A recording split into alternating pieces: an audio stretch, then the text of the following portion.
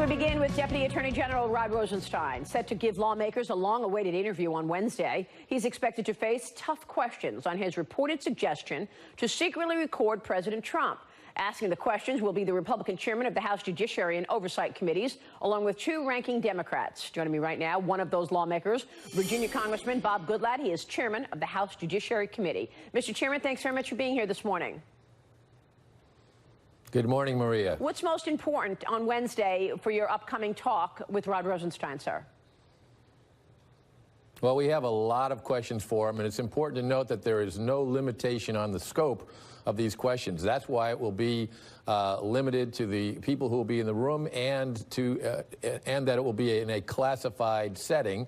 We'll have a court reporter present who has a security clearance, and we'll have a transcript of that interview, and then we will turn that over to the intelligence community to make sure that there are no things that cannot be released to the public. When we have that, we'll make that public. In the meantime, other members of Congress will also be able to see the interview in its classified format, the transcript. We want to know in particular about the new developments that we've been made aware of about Mr.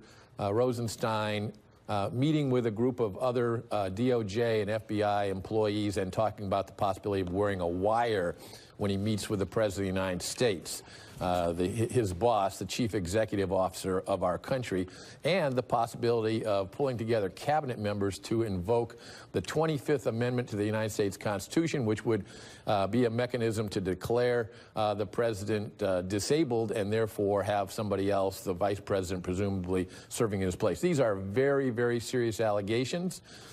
We have all of this based upon a newspaper report, and we have third-party testimony that we've heard in our investigation. We know he's met with President Trump. President Trump has been satisfied and said that he wants him to continue on as his number 2 at the Department of Justice.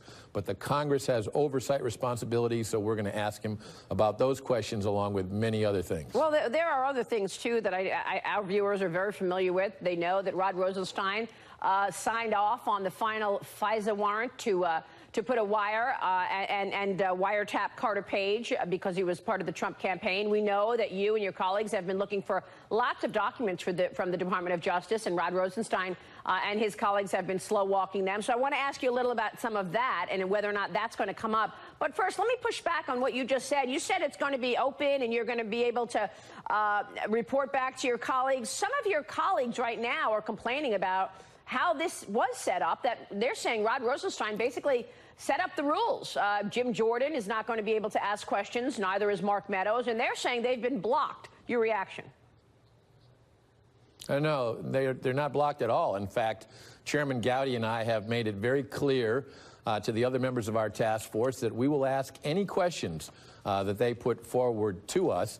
And this, in fact, was a proposal that Chairman Gowdy and I put forward in order to get a full, transparent discussion in a closed room where you have the opportunity to ask any question that needs to be asked and not have concern about it not being in a classified setting and not be concerned about leaks, which have been a serious problem with our investigation. Did Rod Rosenstein set up the idea that it could only be you and Gowdy and 2 Democrats in the room? That was his idea, that he only wanted No. That was our proposal. Okay. Jim Jordan, of course, is concerned about a number of things. He joined us last week. Here's what he had to say. Listen to this, Congressman. Got to get your reaction. We need him to answer questions about all kinds of issues associated with the Trump-Russia investigation, but specifically the statement that's alleged that he said, where he talked about actually recording the commander-in-chief of our great country, and he talked about the 25th Amendment. That's specifically what I want to ask him about.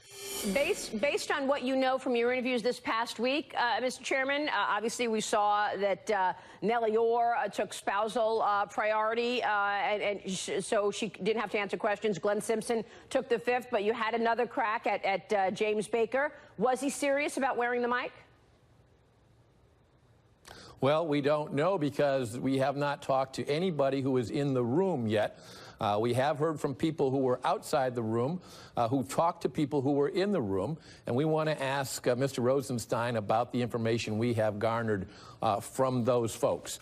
We also know, as you know, that he's met with the president, and it's very important for us to know that this is something that the Congress has oversight responsibility for, and we will be asking those same questions. We don't know because it wasn't open to the media. It wasn't open to anyone. We don't know what the conversation with the president was. The Congress has an oversight responsibility, so we will be asking all of those questions and more related to our investigation. Understood, Mr. Chairman. Your colleague, John Ratcliffe, Congressman Ratcliffe, joined us last week, and after he did the interview with James Baker, the two interviews this past week, he tweeted out this: "After my interview with former top FBI attorney James Baker, I'm more convinced than ever before that the FBI and the DOJ, number one, has not met their obligation to disclose material facts to the FISA court. Number two, leaked classified information to the media. Number three, violated their own rules with respect to dealing with terminated sources like Christopher Steele.